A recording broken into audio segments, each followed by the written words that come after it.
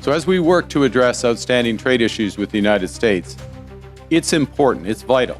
We do everything we can to preserve this unique advantage for Canadian workers, Canadian businesses.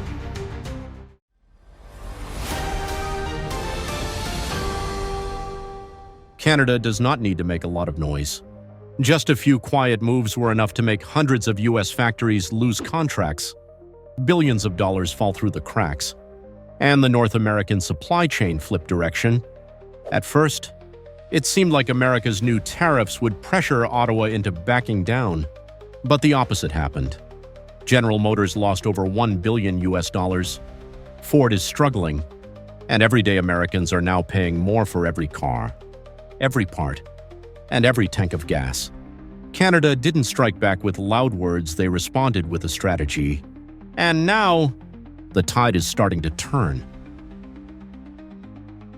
General Motors GM reported a 32% drop in revenue for the second quarter of 2025, down to around $3 billion US. Out of that, $1.1 billion US in losses were directly linked to the new tariffs. Even so, the company did better than expected thanks to steady sales of SUVs and pickup trucks. Ford also took a big hit, with estimated tariff costs reaching $3 billion US for all of 2025. That's $500 million US higher than they predicted earlier.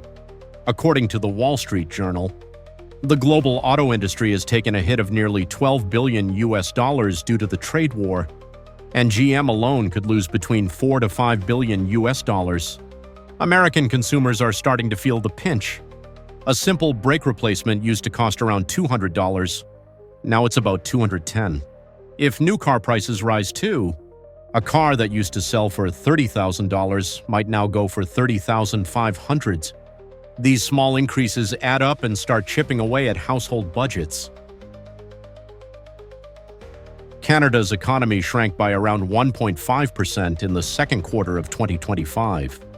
A big reason for that was exports dropping by 25%, mainly because demand from the U.S. fell after the new tariffs came into play. Even so, exports in March still rose by 10.2% compared to the same month last year, even though they dipped slightly by 0.2% from February. That shows Canada is gradually shifting toward other markets outside the U.S. In March, Canada's trade deficit shrank to $506 million Canadian dollars. This happened mainly because the country brought in fewer goods. Overall imports dropped by about 1.5%. Specifically, products coming from the United States fell by almost 2.9%, right after Canada introduced its own retaliatory tariffs. Consumers might notice slight increases in the price of goods imported from the US, for instance.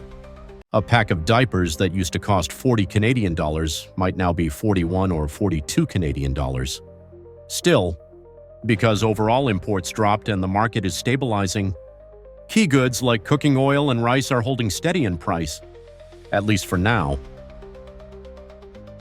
Canada is leaning on tax-free goods under the USMCA agreement, things like crude oil, natural gas, and auto parts, which now make up over 80% of what Canada sells to the US.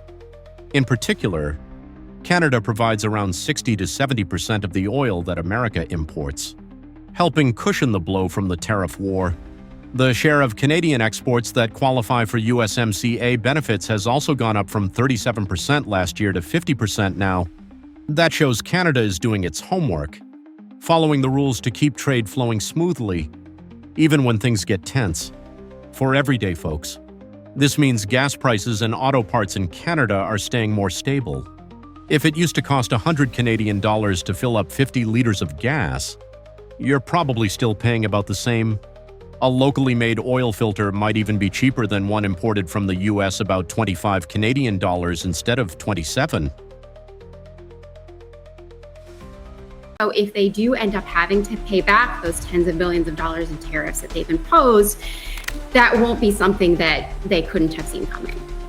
We're going to see consumers having felt more impact, and we're going to see companies reporting what the impact on that in terms of some reduced sales for consumer-facing companies will actually have been. Something big is happening quietly, but with the kind of weight that can shift the trade balance across North America. No loud statements. No flurry of new tariffs. Just one calculated move from Canada, and it's making ripples. While the U.S. has hiked aluminum tariffs to 50%, Canada isn't shouting back. Instead, it's calmly pushing U.S. products out of its supply chains, putting serious money into clean aluminum production, and redirecting its exports to Europe and Asia. Is this just tit for tat, or the start of something longer lasting? As of June 4th, 2025, the U.S. doubled its import tariffs on aluminum and steel from 25% to 50% in an effort to support domestic manufacturers. Prices for these metals shot up almost immediately, putting serious pressure on producers.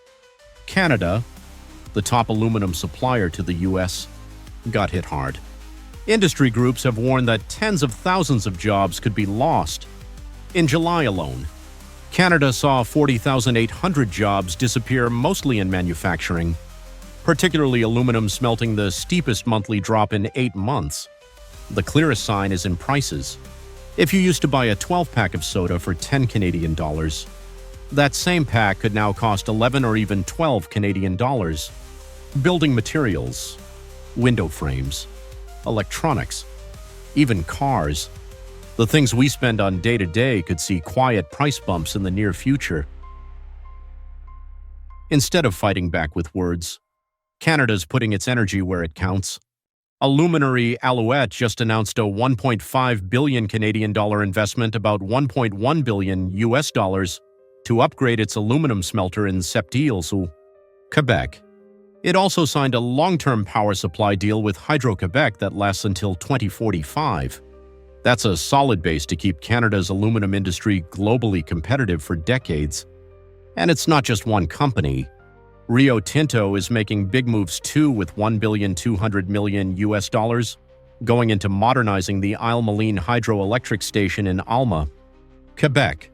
It's their biggest investment there since the 1950s, aimed at keeping the power flowing clean and steady for aluminum production well into the future. All this investment in clean energy and infrastructure brings peace of mind. When factories have stable, affordable power, they can keep running at full speed. That means fewer layoffs and more people keeping their jobs. And because this aluminum is made using hydropower and green tech, things like packaging, construction goods, and home materials may not see huge price jumps. For example, if you're fixing up your house, the aluminum window frame you need might still cost the same, not a few dollars more, like it might if it were made using expensive electricity or high-emission methods. Long-term, sustainable investment like this helps protect our wallets and keeps things steady for households. Rather than sitting still under the 50% US tariffs, Canadian producers are already changing course. Alcoa, for example, has reported that over 100,000 tons of Canadian aluminum is now going to markets outside the US. In June 2025, Canada's exports of unprocessed aluminum fell by 11.3%, while exports of steel and iron products declined by 11.4%, right in line with the new U.S. tariffs. That's a clear sign of a shakeup in trade, with pressure mounting on Canada's metals industry. According to StatCan, Canada usually sends about $10.8 billion US dollars worth of aluminum to the U.S. every year, 93% of its aluminum exports. But in June alone, exports to the U.S. dropped by about $400 million US dollars below the 3-year average. Compared to March, the drop was closer to $800 million US dollars, a sharp decline. When aluminum essential for packaging, auto parts, windows, and more gets rerouted or hit by price pressures, the effects creep into consumer prices. Let's say you are planning a home project. That aluminum door frame that used to cost 100 Canadian dollars might now cost 105 or 110 Canadian dollars, simply because manufacturers need to cover the extra costs by reducing their profit margins. All in all, Canada's export shift isn't just about dodging tariffs, it's a way to keep the economy more flexible and reduce the risks of relying too much on one single market. And in the short term, that helps keep daily costs more predictable and manageable for Canadians. Well, we know the price of just about everything has gone up at the grocery store, but beef is one item in particular that has seen a jump. In fact, the latest numbers show ground beef has gone up 25% in just the last year alone. I think we're going to see continued sustained demand for beef over the next few years. No one really saw this coming. Not the White House. Not the big meat companies scattered across America's Midwest. Just a few lines in a new law, followed by a quiet nod from Ottawa, and suddenly, hundreds thousand tons of American beef got turned away. A clean, silent break, but enough to send shockwaves through the entire North American supply chain, from ranches to grocery shelves. As for the U.S., caught between protectionist policies, clogged supply lines, and a limited domestic market, the former trade hub now faces a tough question. If you lose your central role without realizing it, can you still win it back?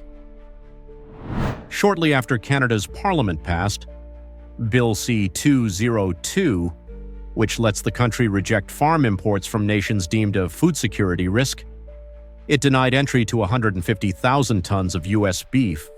This was a direct response to the U.S. imposing a 35% tariff on Canadian goods, sparking fresh trade tension. For American ranchers, the timing couldn't be worse, right at peak export season. But here's the twist. The beef is piling up, yet prices haven't dropped. According to USDA data, beef prices in the United States are still ranging between $6 and $11 per pound. Depending on the type of cut and the region, if you recently paid $15 for 2 pounds of beef, chances are the price will stay about the same next week. For households, especially those living on a middle income, even a slight uptick in meat prices can stretch the budget. A 10-pound meat pack that costs $45 this week will likely stay that way next week too, even with warehouses full of unsold beef. While the US and Canada are locking horns over tariffs and beef, Mexico has quietly been rebuilding trust with Canada. No loud announcements, just 3 simple things done right: on-time deliveries, clean health checks, and good packaging. Not long ago, Canada had stopped buying Mexican beef due to concerns about screwworm, a parasite that affects livestock. But by mid-2025, both countries worked things out, and trade resumed. According to the Rio Times, livestock trade between Mexico and the U.S. is worth about $3 billion, and it's been bouncing back thanks to much better veterinary oversight. For consumers, the difference may not be obvious at first. Beef is beef, right? But over time, more U.S. beef could get stuck in storage. Harder to sell. That means prices might stay high longer than expected, even though exports are down. So, if you've been hoping beef prices will go down, you might be waiting a while. Mexico's steady shipping is keeping the supply chain going. And Canada is happy to make the switch. With Canada slamming the door and Mexico reclaiming market share, America's livestock industry is facing a growing crisis from production all the way to the dinner table. In Nebraska, Glen Valley Foods had to cut operations down to just 20 to 30% after nearly half its workforce was lost in an ICE immigration sweep. Slower lines, rising stockpiles, missed delivery deadlines, and nowhere left to export. Canada's rejection of U.S. beef isn't just a reaction, it's part of a bigger, long-term shift in trade strategy. The country is actively reducing its reliance on the U.S. and expanding ties with Mercosur, the EU, China, Russia, and Mexico. To support this pivot, Vancouver's port is now boosting its capacity, getting ready for trade routes to Asia and South America. It's a clear sign that the once tightly bound North American supply chain is starting to loosen and realign. Not to say that China won't cancel some contracts, but as I speak right now, as I record this, China has not canceled contracts. There's been no hit to the market. It's really just been a non-factor. Ships that once bustled out of American ports are now at a standstill, and no one knows when they'll move again. China, once the largest buyer of U.S. farm products, has suddenly turned away, placing no new orders as it once did. What exactly is happening? Why has a market that used to bring in tens of billions of dollars simply retreated and done so in silence? Some events may seem confined to governments and corporations, but this shift is already reshaping the lives of millions quietly, but unmistakably, and you'll begin to see how in the next few minutes. Since the beginning of the year, China has halted orders for major U.S. agricultural exports: soybeans, corn, and wheat crops that once brought over $30 billion annually to American farmers. As a result, grain storage facilities across the U.S. are now reporting stockpiles more than 20% higher than the same time last year. Domestic prices are trending downward for producers, but the ripple effect is being felt throughout the supply chain. Soybeans are a key ingredient in cooking oil, animal feed, and biofuels. With export markets shrinking, domestic processing plants have scaled back production, causing supply to drop by around 12% year over year. According to the National Oilseed Processors Association (NOPA), by Q1 of 2025, analysts project that cooking oil prices could rise from $3.8 to between $4.2 and $4.3 per gallon. Depending on the region, prices of chicken, eggs, and dairy may also see knock-on increases of 5% to 8%, particularly if livestock feed supplies remain unstable. For a family of four, that could mean an additional $40 to $70 per month in grocery bills, not including potential increases in shipping and logistics costs. China's withdrawal from long-term contracts doesn't just mean lost revenue, it also means lost jobs across the entire agricultural chain. According to the U.S. Department of Agriculture, every $1 billion in agricultural exports supports approximately 7,500 U.S. jobs. With exports to China down an estimated $9 to $12 billion from 2022, over 80,000 jobs could be at risk in the coming year, especially in key farm states like Iowa, Indiana, and Nebraska. To be specific, port workers, truck drivers, soybean processing technicians, and seasonal warehouse staff are among the first to feel the impact. Several cooking oil plants in Missouri and Kansas are reportedly considering shift reductions or temporary shutdowns if soybean demand continues to decline.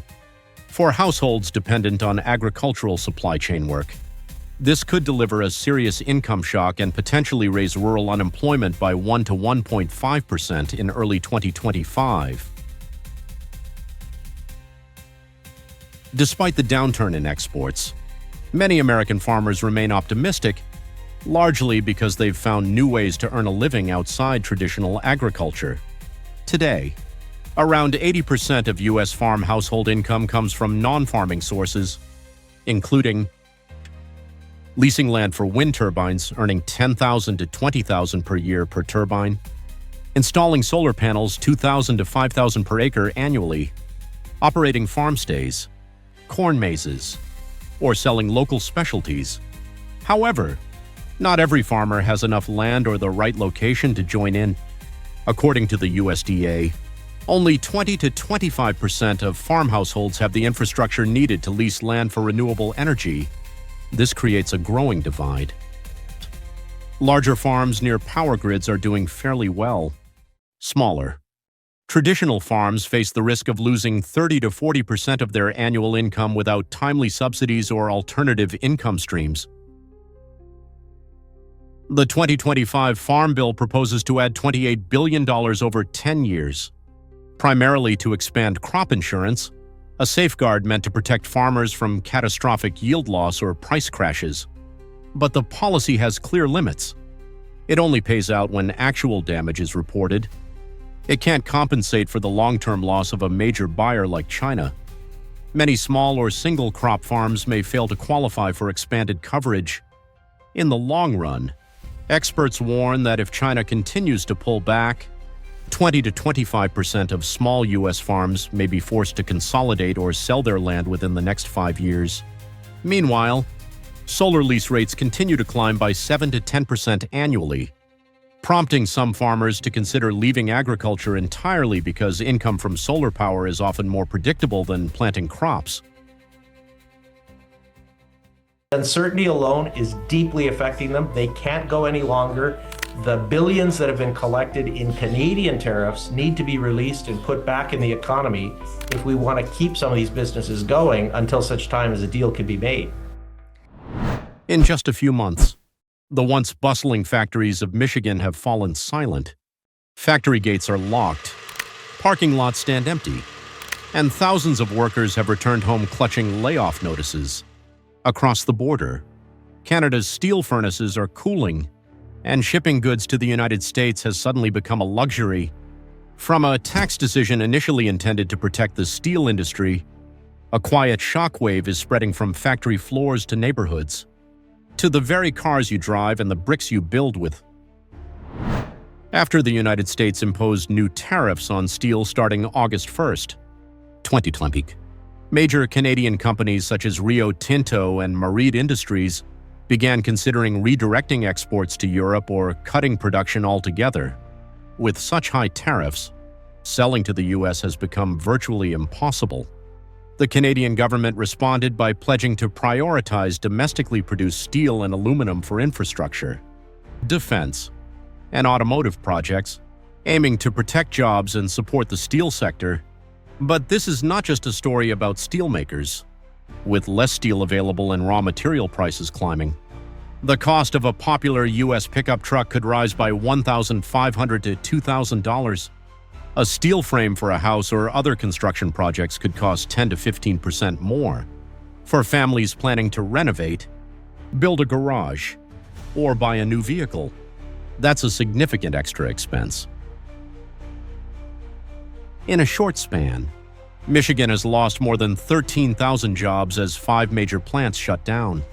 The collapse has triggered a chain reaction, supply chains disrupted, and many other manufacturing facilities forced to cut working hours or halt operations. It's not just the factory workers feeling the blow. Once busy diners now have only a few scattered customers.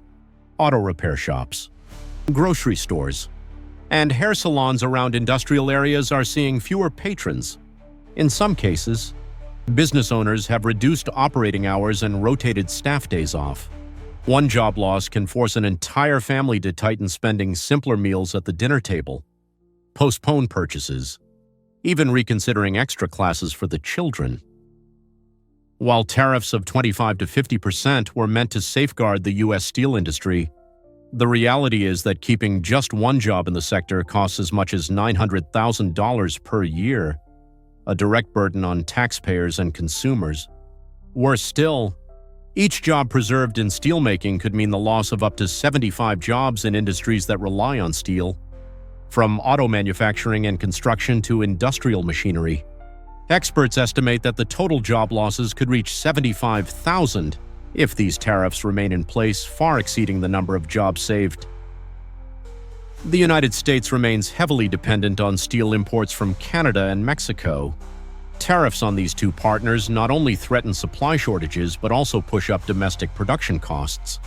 The U.S. steel industry has been slow to modernize since the early 2000s, lagging behind in adopting advanced metallurgical technologies and sustainable production methods. This has sharply eroded its international competitiveness.